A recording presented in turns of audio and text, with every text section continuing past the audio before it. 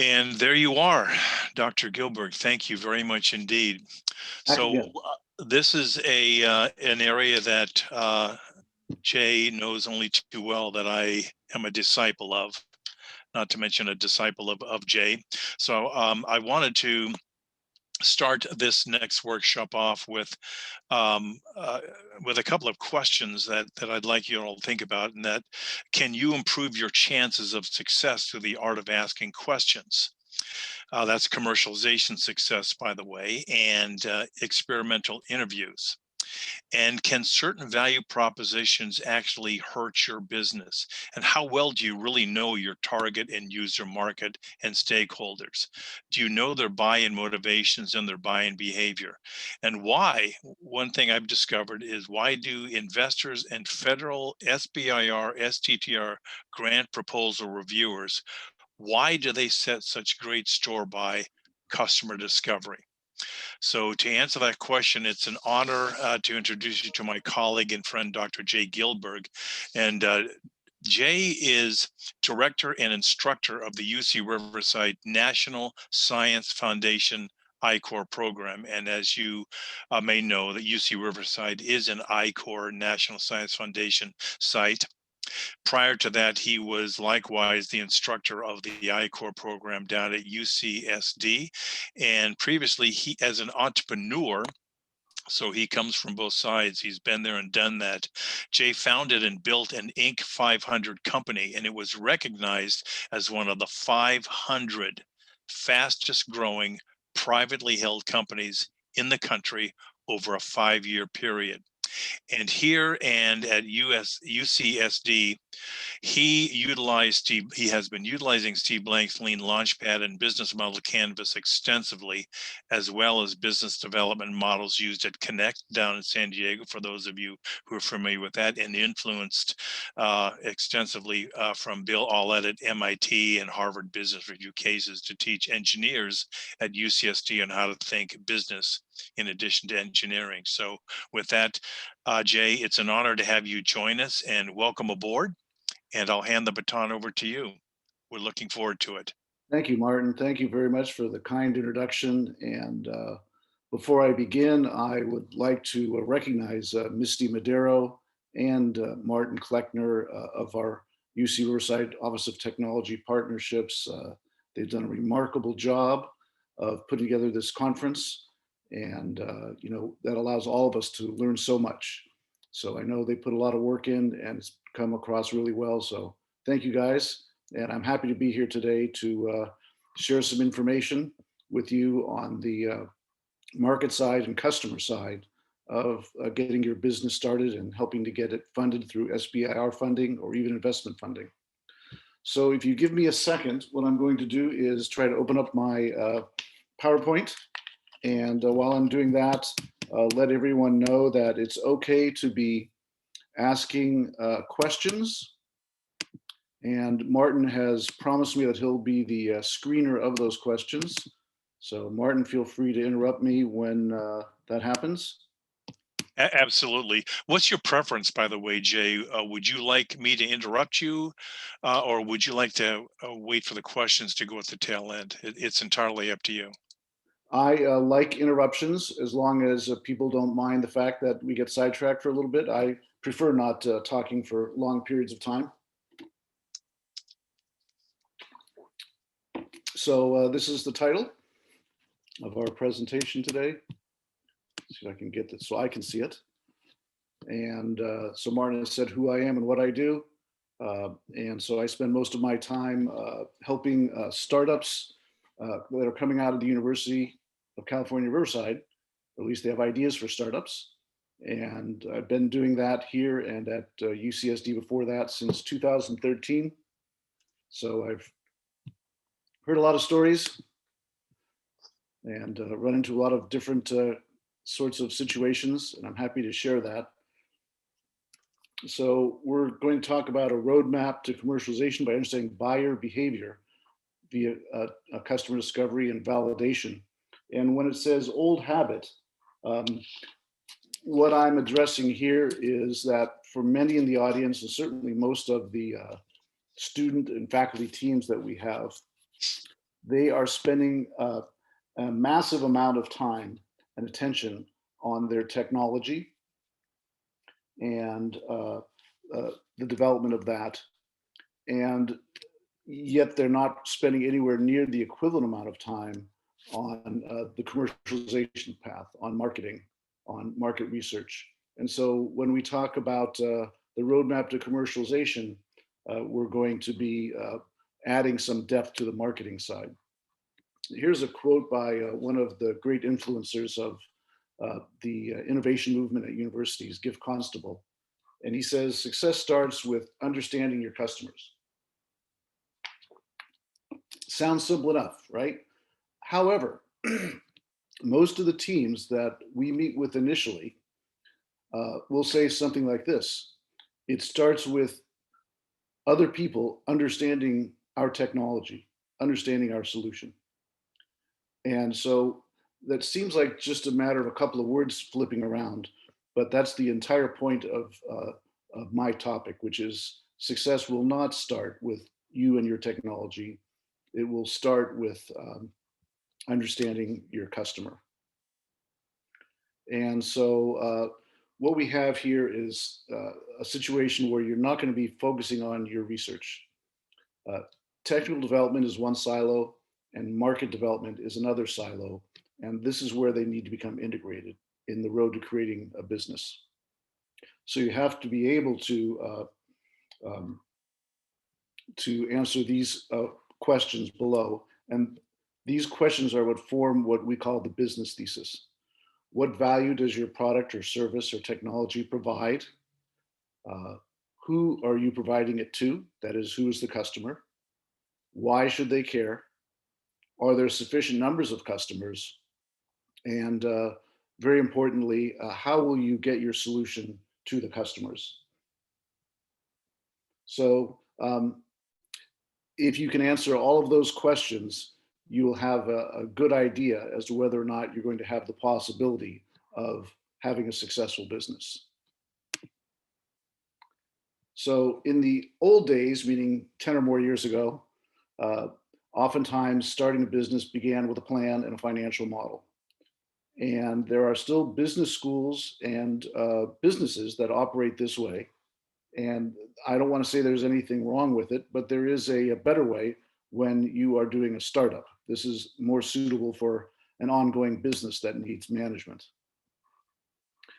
Steve Blank is the godfather of the National Science Foundation's I-Corps program. He was heavily influential in getting the government that finances basic research to add marketing as well as technology in terms of determining what is worthy of being funded.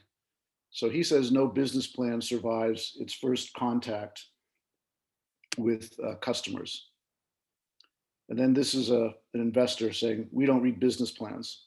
And that's true. If you're looking for private investment, say with angels or venture capitalists or some of the investment types in between, they often won't take the time to read a long, convoluted plan. So the good news is you don't have to have one of those. Instead, we have a much shorter version of that called a business model canvas, and that will suffice to substitute for that in most cases. Which is not to say that you don't want to be planning. It's just that you don't want to invest a lot of time in what really is a hypothetical business plan or hypothetical business model. There has to be some foundation in reality. And this is one of my favorite quotes. Everyone has a plan until they get punched in the mouth.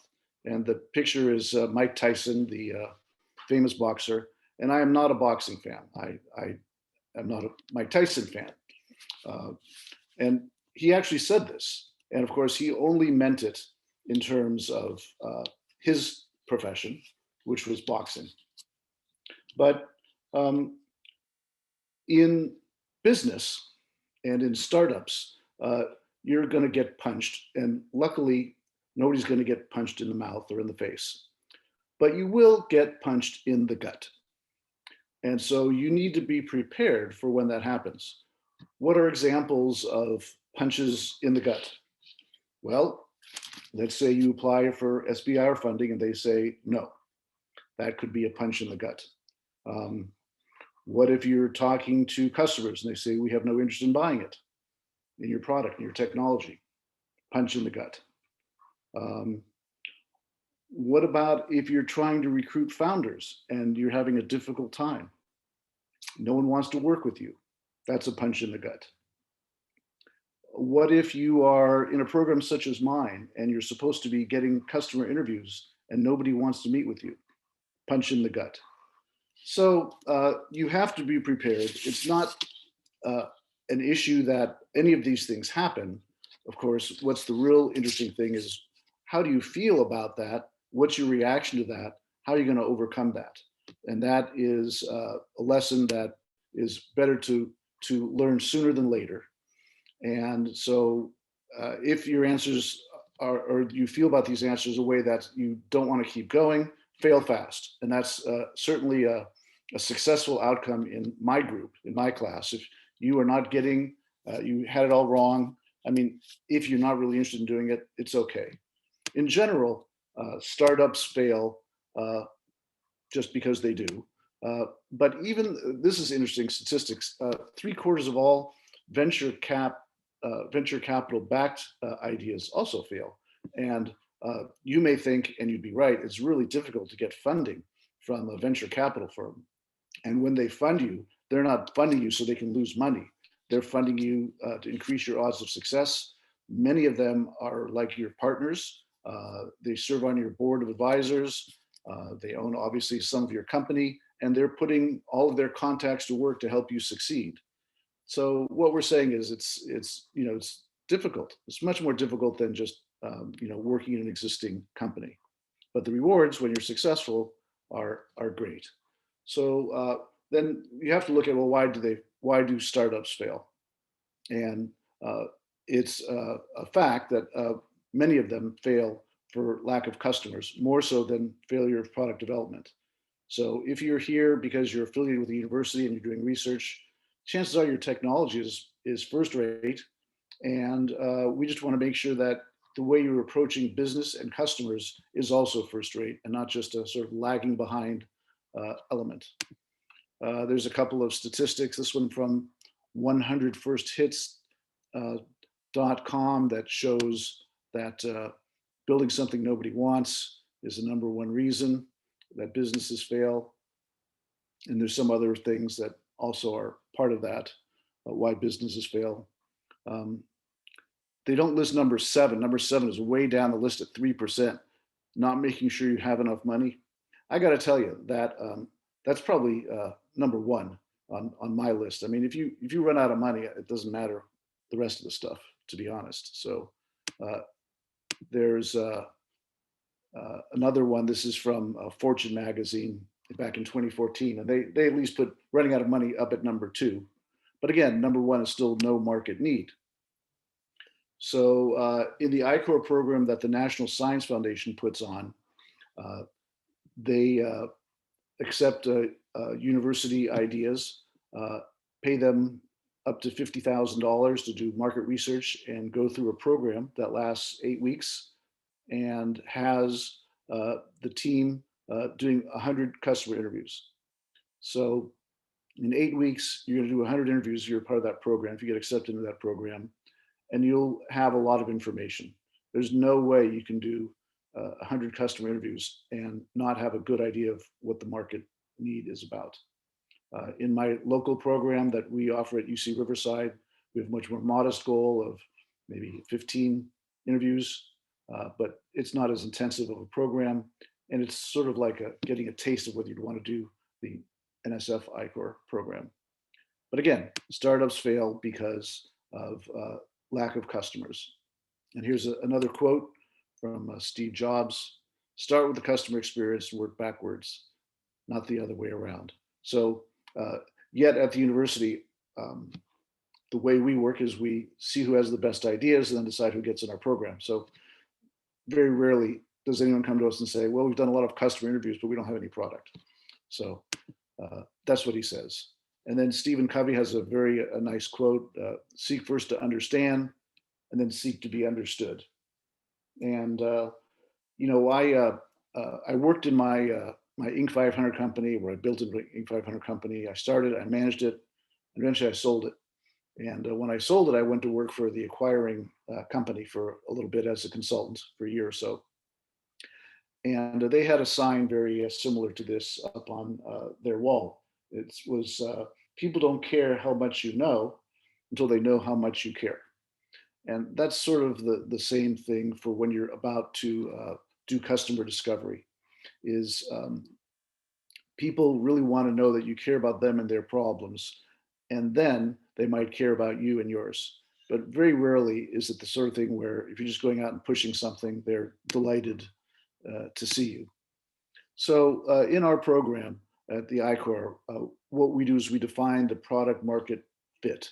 And the product market fit is knowing who your customer is and defining what the value is to the customer. That is the definition of product market fit. And at the same time, we recognize that you might have a great idea, you might have a great technology, but there's not a one-to-one correlation between the greatness of the idea and technology and a successful business or product. It's, I'd say, maybe a necessary first step, but certainly not a, a guarantee by any stretch of the imagination. Discovering a problem is easier than selling a product. That should be obvious. And SBIR, STTR applicants with ICOR experience are more successful. What that's saying, and I don't know as well as some others who are in attendance, but I have reviewed a couple of these applications, and the reviewers definitely pay attention to the commercialization plan, and they definitely pay attention to how much knowledge the application or the applicant has for the customer, for the eventual outcome. And so if you're putting that off till later or saying, well, what we're going to need is more research dollars, et cetera, that these are things that are not impressive. But if you could build an archetype of who the customer is, what they've been telling you, why you believe that through their listening to them, that there's a sign, that there's a market, these are things that help the application along, such that pretty much everyone is recommended to follow the ICOR model. That seems to be the federal government's standard for learning about customers and learning about market in terms of getting their funding. So we do this through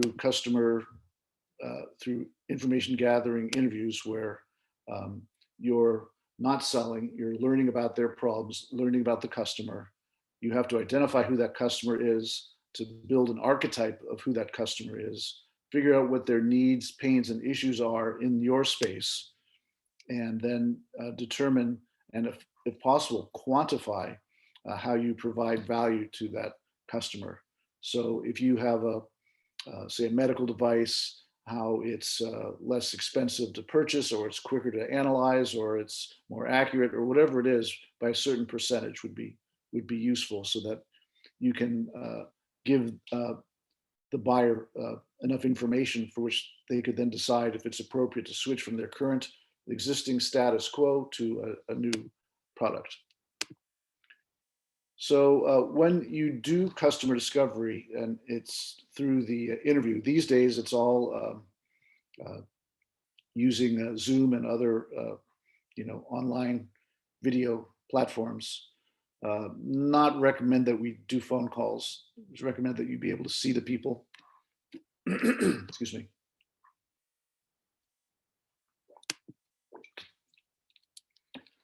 And so you'll have a list of prepared questions that you're going to be discussing. And you figure that's, you'll have 10 or 12 of those questions. But as you're asking questions and you hear answers, you're not a reporter. You're not writing a story. You're trying to learn something new, discover something. And so oftentimes they'll tell you things you weren't expecting in an interview. And at that point in time, we highly encourage people to go off script and dig deeper into what those issues are. Also, when you're interviewing customers, there's the fallacy of the interested interviewee. And so um, a lot of times people really are not too interested in you or your idea, but they don't tell you that to your face. And so you have to ask some tough questions sometimes to get to the truth. Because, I mean, maybe it's different in other parts, but around here, most people will say something like, that's interesting. And they don't really mean that's interesting at all. That means they're bored out of their minds. But they're not going to tell you that because they know that you're there for a particular reason. So just be wary of people being polite to you because they think they should be, and try to ask them more pointed questions. Some other things that will hurt you when you're interviewing your customers, I call them the big don'ts. You should not be selling your product.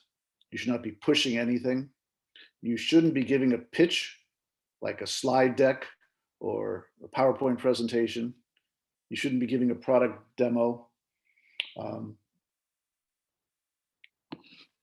You basically would not want to be asking closed-ended questions where they can get away with just saying yes or no.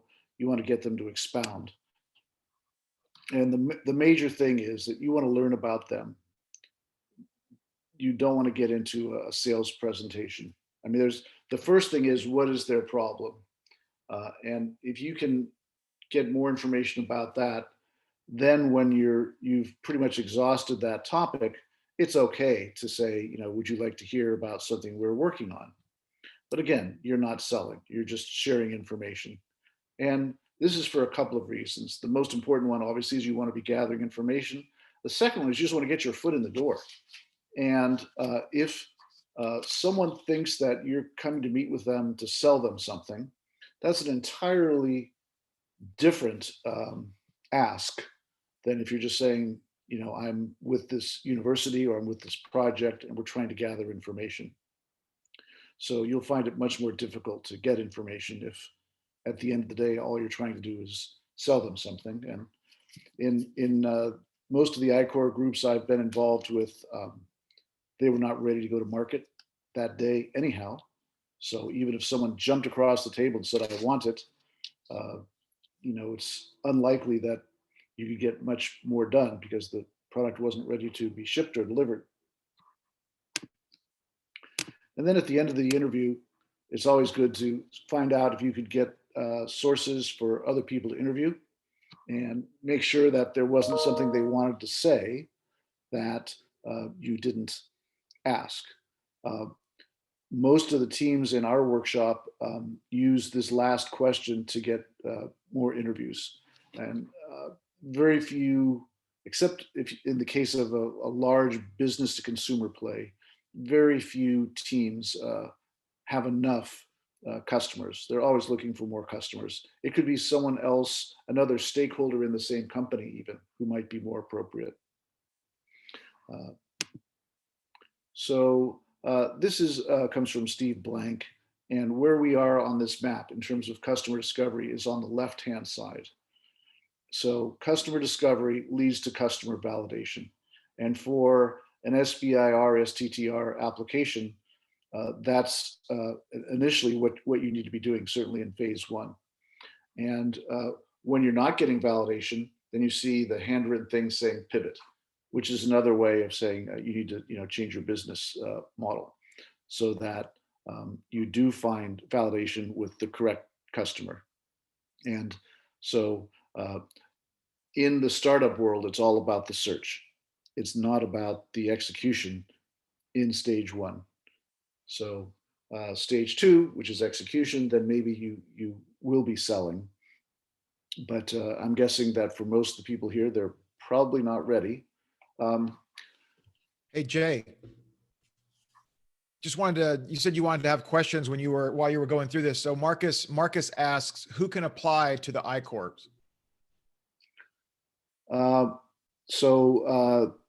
Mainly it's for people, the National I-Corps is for people who are affiliated with a university.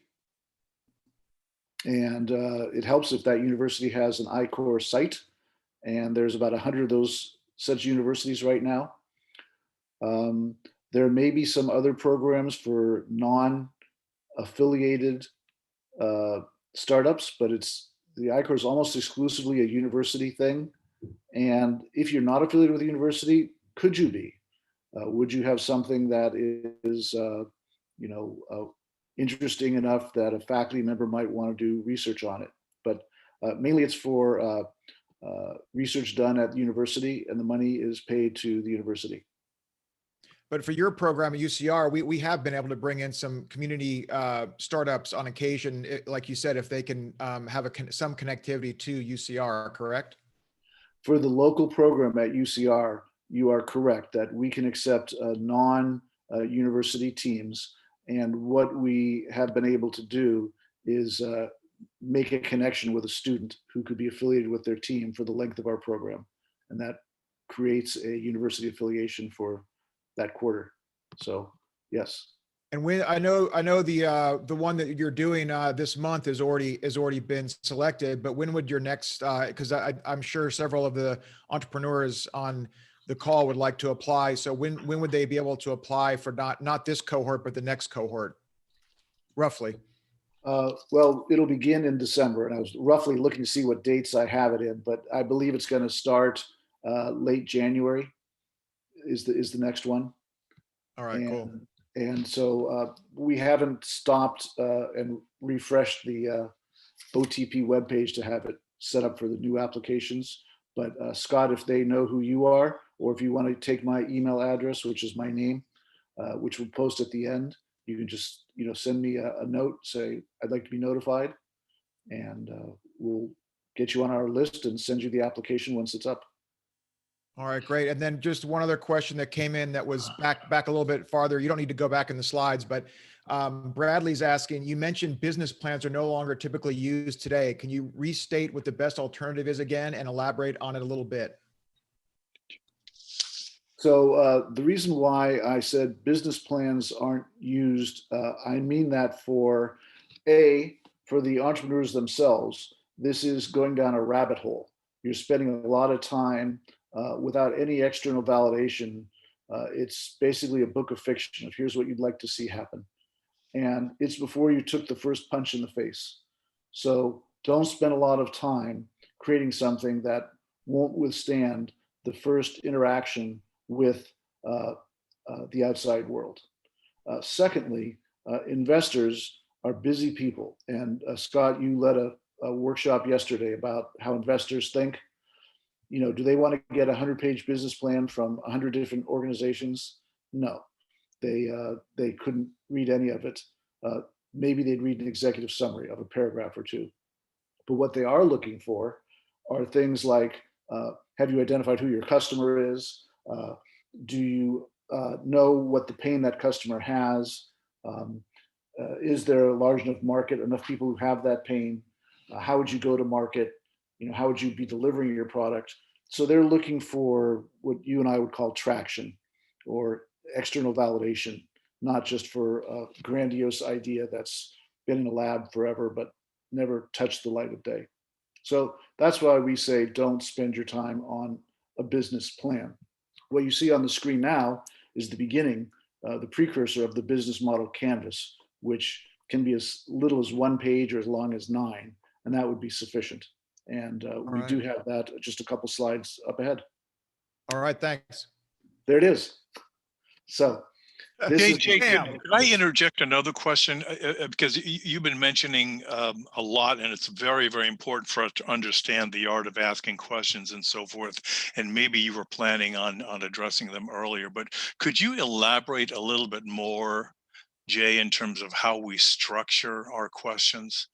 For example, open-ended versus yes, no, true, false, and so forth, and so on. In other words, how indeed do we conduct these interviews? Or are you going to maybe you're going to get to those later?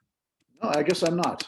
So I did not spend any time on the actual formatting of interview questions. That was getting a little more into the weeds.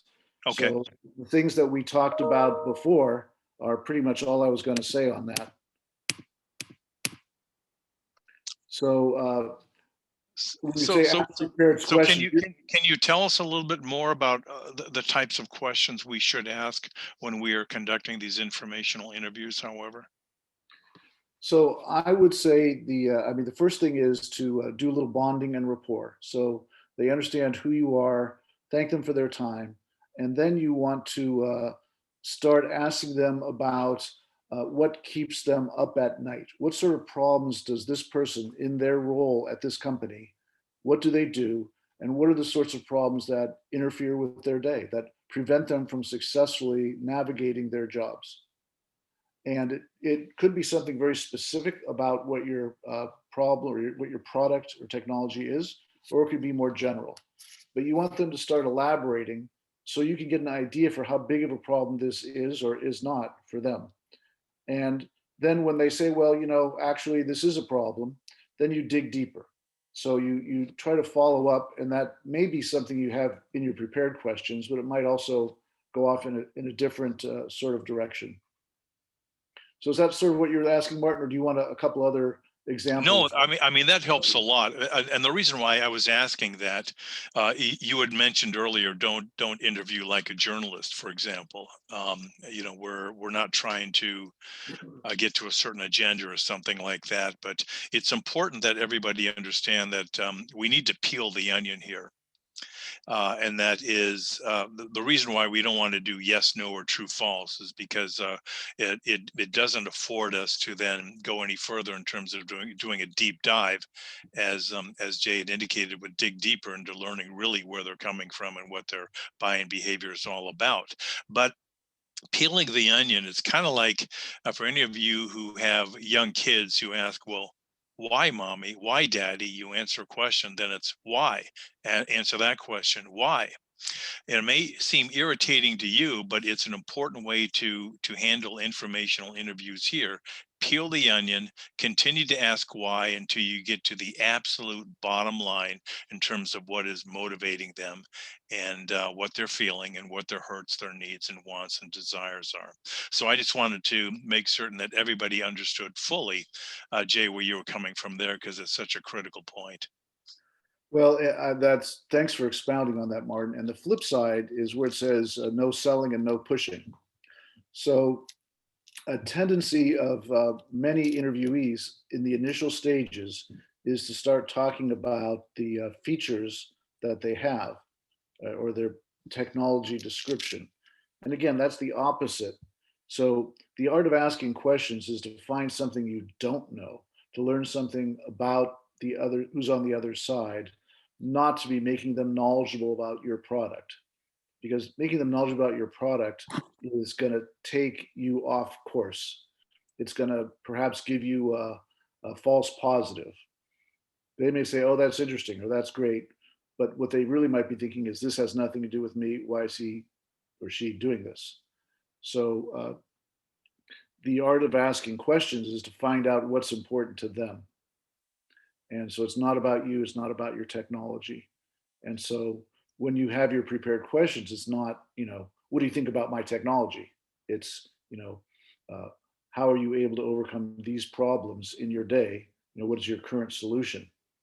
And then there'll be many opportunities for you to jump in and talk about and describe what you're doing.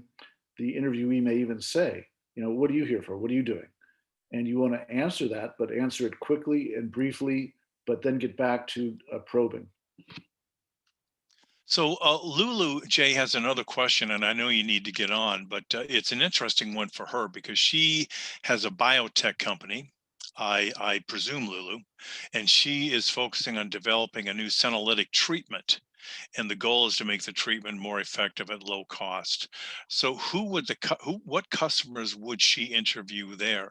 And to start this off, Lulu, the National Institutes of Health also has an I-Core program. And so, albeit it is fundamentally the same as the National Science Foundation one, the I-Core for the NIH, of which I participated in many, They guide you in slightly different ways, understanding fully that your market development process will be different.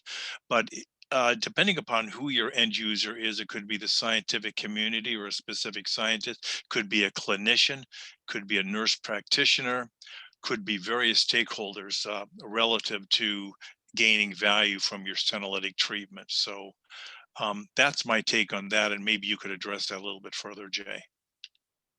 Well, I would just repeat what you said, which is you need to find out who all the different stakeholders are, and you can speculate. It could be a patient, it could be a nurse, it could be a doctor, it could be a research lab, it could be a university lab, it could be a research organization, hospital, somebody in the hospital, and so one way to begin would be if you understand what the current um, device is now that's most common, who is making the purchasing decisions for that, who is using that on the patients or in their research, and those are the people you'd want to reach out to.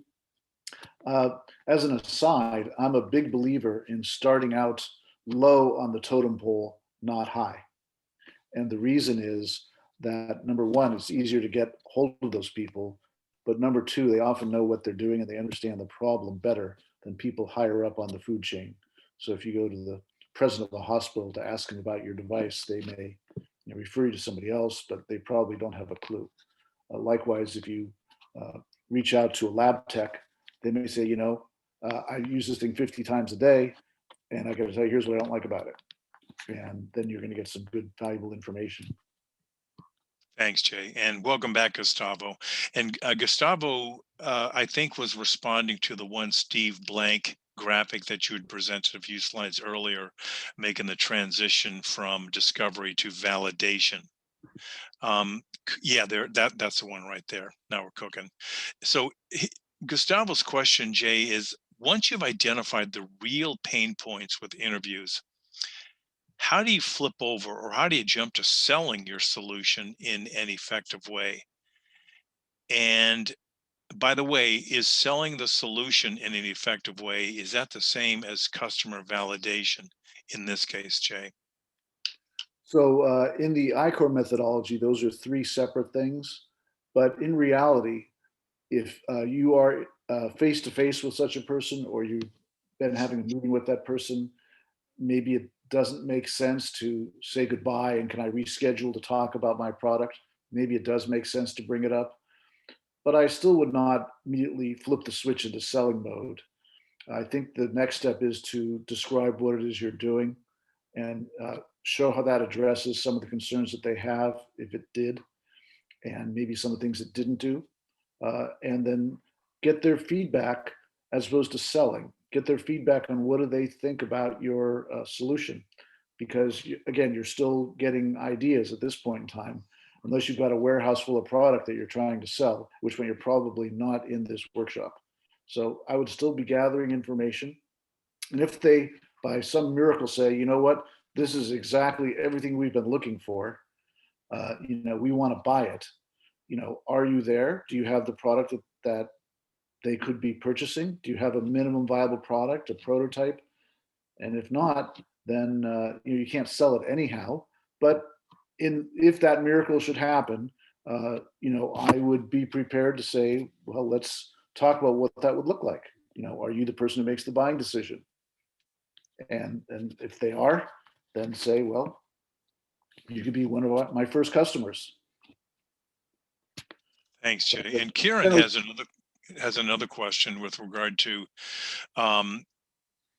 he'd like to see if you could comment a little bit, Jay, on taking insights from one interview to the next or to another and kind of creating a general understanding of the industry and the customer. I'm just going to insert that, Jay. Though some customers may not point out what the other customers may have.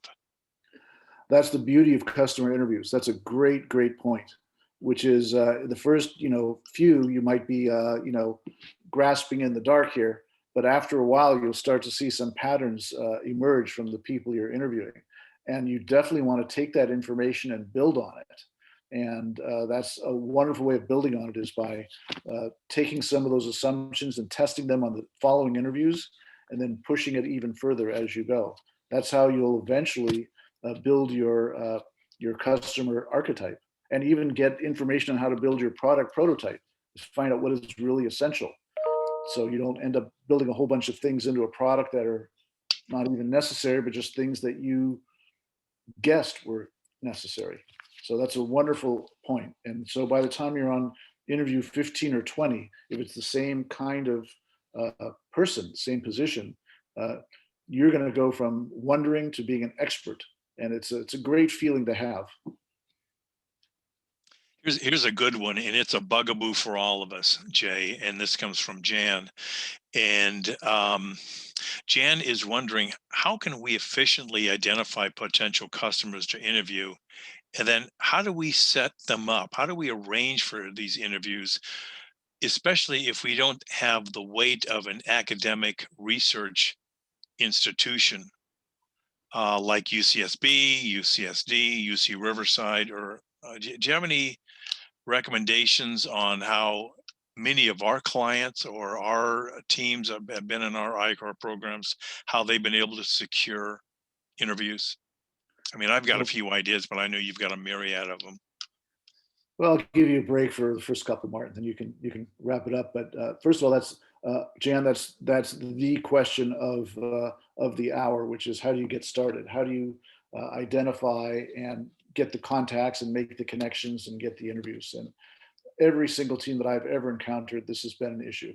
So it's normal, and there are ways to help getting around that, but there's no super shortcuts either. So in the beginning, keep in mind, again, you're not selling, you're just trying to get information. And so you will need to do some online research.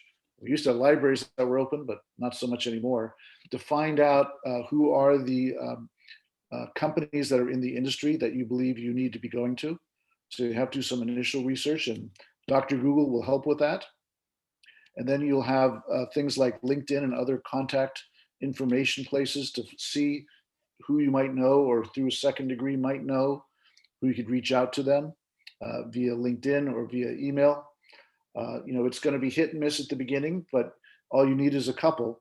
And again, you've got to have your story down as to why you're reaching out to them. You're not going to sell them something. You're doing research about a problem that you've identified, and you want to learn about their problems. If you're reaching out to them saying, I want to sell you something, you are going to have a difficult time. So I would recommend you're there doing research, not doing sales. Once you've made that initial contact, then it's a matter of just asking for some time that's convenient for them. You could ask for 20 or 30 minutes of their time, and then you've got your appointment scheduled. Most of these appointments will take longer than 20 or 30 minutes. But once they see who you are and what you're looking after, oftentimes that's not going to be a problem. And then a couple slides back, I remember asking people, can you suggest another person for me to talk with? So once you have made your first few interviews, you can use them to sort of expand out to meeting other people from the first smaller group that you had. And they'll suggest people, and you'll learn more about the industry the more people you talk to. In the old days, we used to have conferences where people would go in person. This year, that's pretty much been out of the question, but now there are some conferences that are virtual conferences that might also be sharing the attendee lists, and that could be another great source. Martin, what do you think? Would you like to add a little bit to that? Well, another solution is to pull the NSF card as well, or to pull the student card. Sometimes, actually, oftentimes it works that if they preface it such as, I am working on a National Science Foundation program or grant, I am preparing for a national science or an NIH or a DoD initiative. In other words, by conveying those types of that type of information, they realize you're not actually selling them used encyclopedias or anything like that. everyone is going to be somewhat suspicious and reticent or reluctant to take an interview. But if you pull the so-called student card, if you pull the NIH or the National Science Foundation card or something like that, that for some reason lends some credibility and credentials to you, and that seems to help. And if that doesn't work, another trick, and I say that somewhat tongue in cheek, is that um, believe it or not, it's worked for me, is when I would call for interviews, I'd say, could you please connect me with the office of, you know, Waldo Fangschleister, for example. And Waldo's not going to answer the call, but Waldo's executive assistant is going to handle the call. And more often than not, if you ask for their help, if you explain to the assistant what you're trying to accomplish, what project you're working on, mention again, pull the NSF or NIH card and so forth, and then ask the magic question, can you help me? More often than not, I have found that that question actually renders an interest in actually a need on some people to actually help you. Try it, it works. So Jocelyn, I hope that helps Jan a little bit. If not, continue to reach out to us, and I know it's a bugaboo. It's really tough to get these interviews. I mean, no one is kidding you about that. It's not a walk in the park. So Jocelyn asked a great question, Jay, that you and your teams, our teams, deal with all the time. And her question is, Jay, doesn't a question like, what's your biggest problem at work? All these things are flashing in front of the question. Apologies. What's your biggest problem at work? And then they might yield answers like, well, I can't deal with my boss, or my budget is too small, or I can't find a staff person who can do X or Y or Z. So how do you ask an initial question to get answers that are more technical? And you know, you can answer that, and I can certainly follow up if you wish. But I'm sure you've got this one. There is certainly a definite way of dealing with that in a peel the onion sense. Yes, it's a great question. And there's really a couple of answers I can think of. The first one is don't ask the question that it could be answered that way. So you might want to narrow the initial question, like, what is your problems in terms of gathering, temperature of patients if you've got a new thermometer system, as opposed to, how are your problems at work, where you're going to hear about the boss and the underlings and the budget and everything else. And so that would be one way. The other way is if you may have the perfect question, but the answer isn't about what you are doing. The answer is about 10 other things. So at that point in time, you maybe have learned something, which is that they don't have any interest in your technology. It's not a problem that's on their radar. Or you can ask a follow-up, what about this? What about, taking temperatures? Is that of any issue at your place? And find out. If it's, in the top 10, but not number one, I still think that's a win in our book, because it is an issue that needs to be addressed.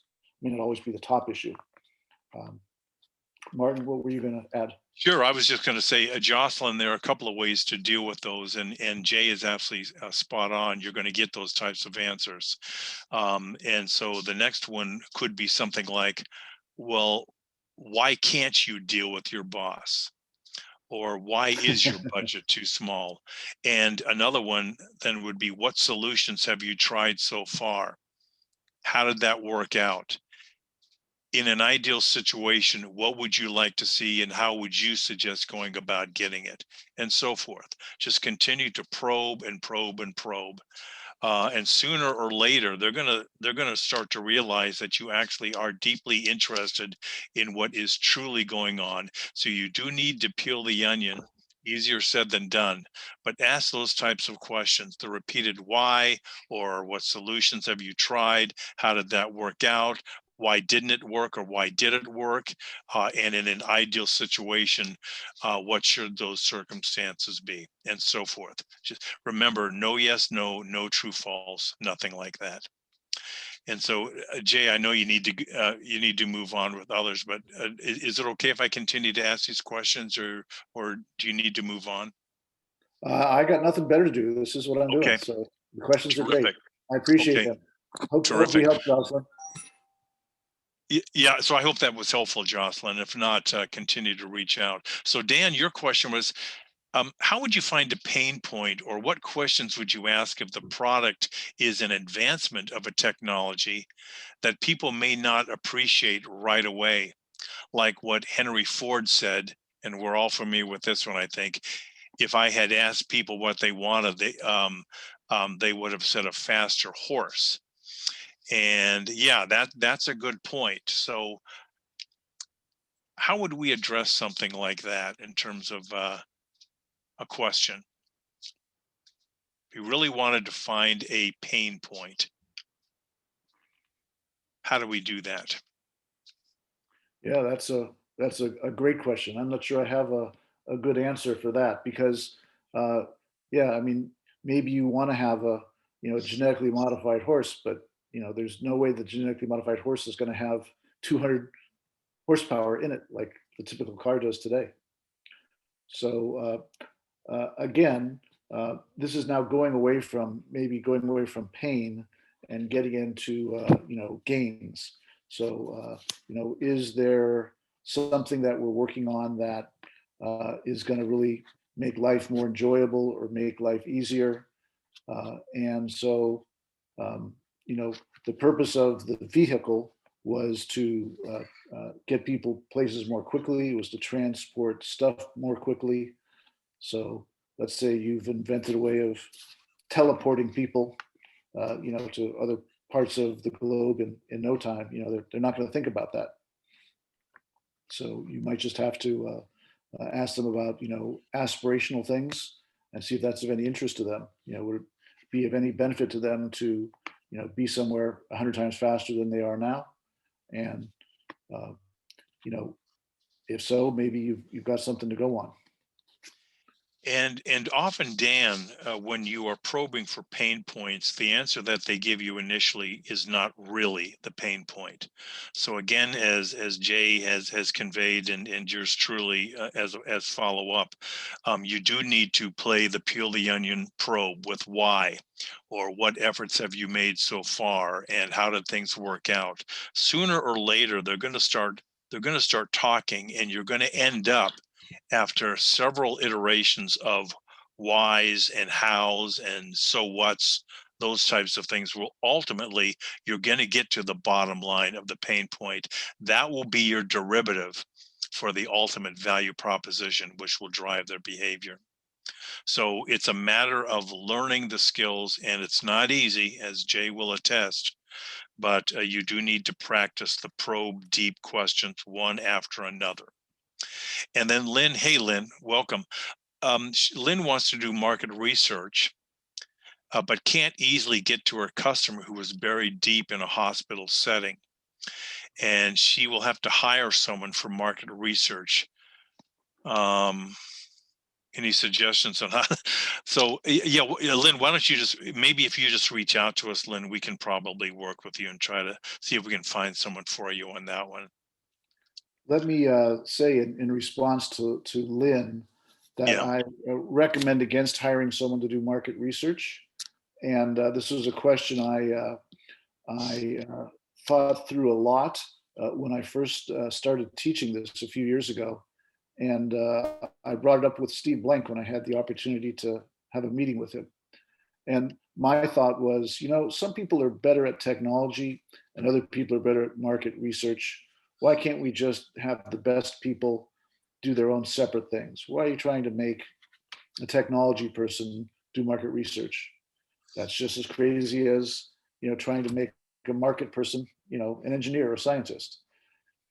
And he said, no, it's important for the developers of the technologies to do their own market research, not forever, but at least in the first phase, because that's when you're going to be getting some very valuable feedback from the users. And a marketing person won't necessarily know what's possible, what's not possible. They're not going to be able to follow up with those dig deeper questions or the peeling the onion sorts of questions. So really your problem is how do you get in front of these people, not whether it should be you who does it or not. And maybe you think a marketing person will do better at that, and maybe they would, but at the minimum, you want to be with them in that room. Got it.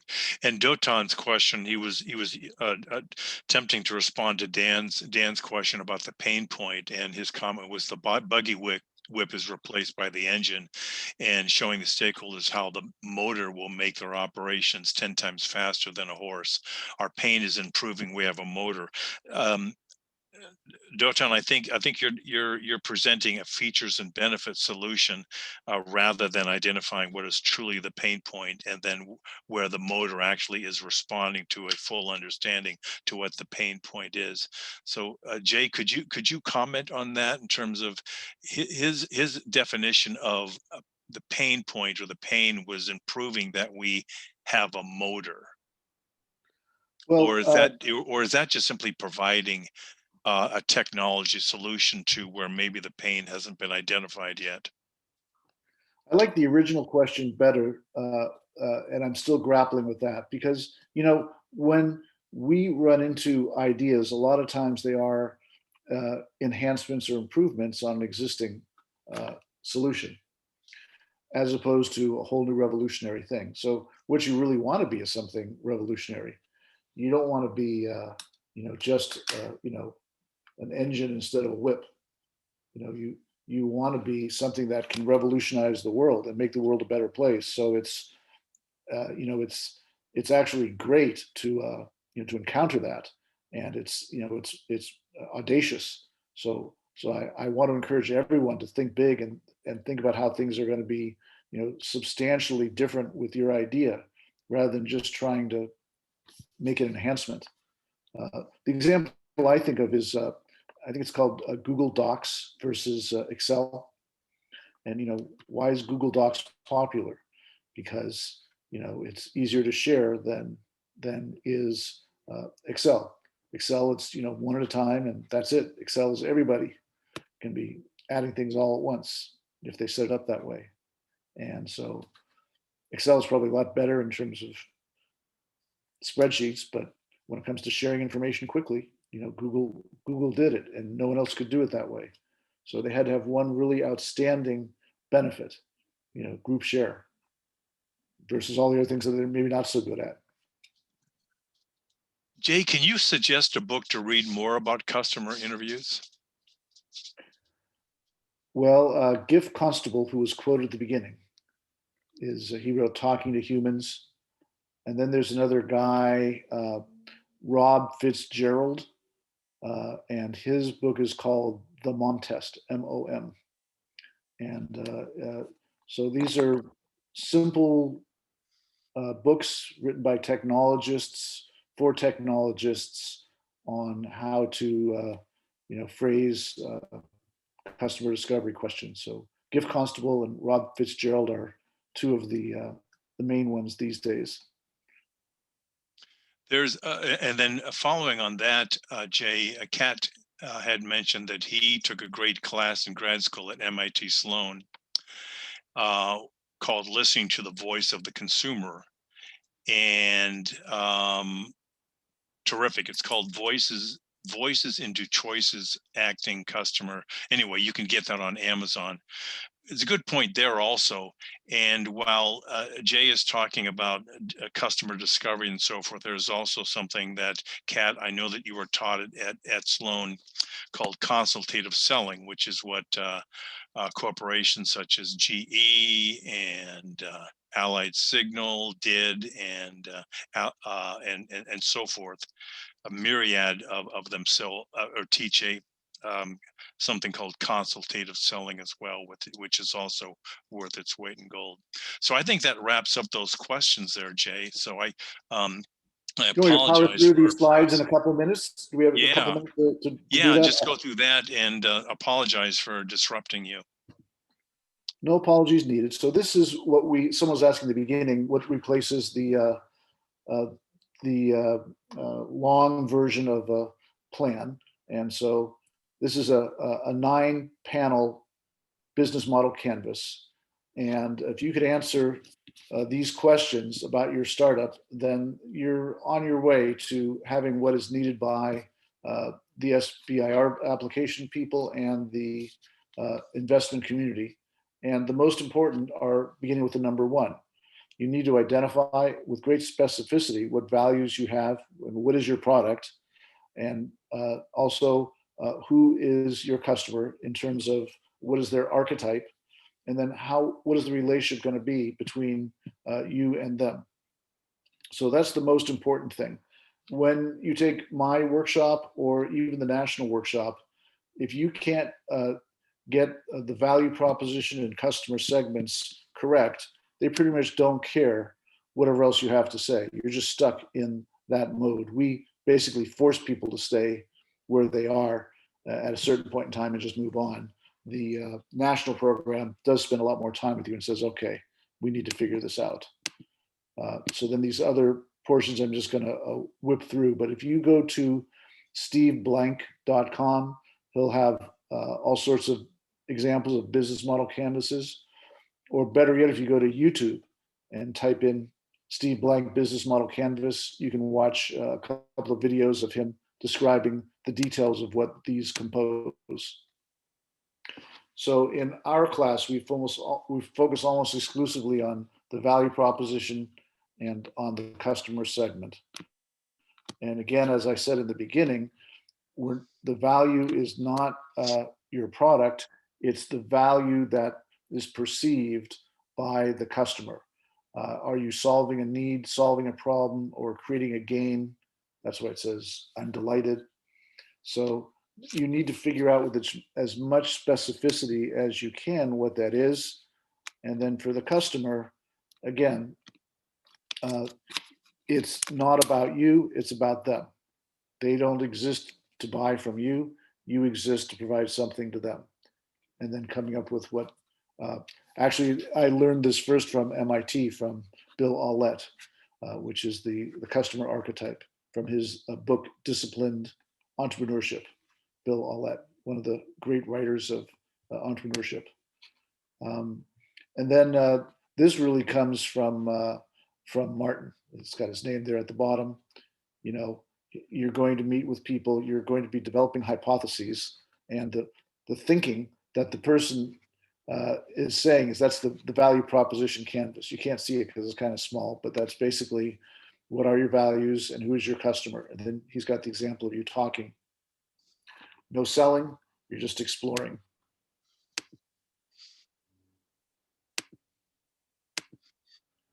And then this is an example of a hypothesis to test. So would a director of a public transit agency buy a software application that's going to alert them to aberrant behavior if it reduces accidents and improves fuel efficiency? So that's a hypothesis. It could be tested by going to talk to the agency directors. And some will say that's of some interest to us, or they may say, how much will it save on fuel? And what percentage of accidents will it save? And they can figure out how much value that is to them, and then how much your product costs. And they can then come up with some sort of a decision as to whether, how interested they're going to be. At a certain point, they're interested, maybe. So it's just an example. And we have 100 examples, 200 examples of companies that are served by the Small Business Development Council and the 100 or so that have gone through our I-Corps program. They all come up with hypotheses like this to test. Is there any value, and how can we find out? By talking to outside organizations. So when you have your startup, you're not this. You're not a classical company. You're just going to be a couple of people. Maybe you'll have a mentor as well. So you don't have time for roles and things like that. Everyone is going to be doing everything. You'll operate like a team. And now investors, reviewers, partners, and our customers need us to discover and validate. What that's saying is, don't come to us with a big fat book that is all in your head. Come to us with information. You've guessed what your value proposition is and who your customer segments are. You've stated the hypothesis, like in the example, and then you've done some testing by going out and interviewing customers. So in summary, this is what customer discovery is. It's a method to provide externally validated information for the SBIR reviewers and investors, partners, colleagues, co-founders. And it asks, how clearly have you identified who your customers are? Have you been able to articulate customer pain via interviews? Do you have a solution that addresses their problem, their pain? Are there enough people who have this problem? And how will you go to market? What would be your strategy for getting the product to them? So that's sort of the summary. And I thank you for your time. And if there's any other questions, I'll stick around. Thank you.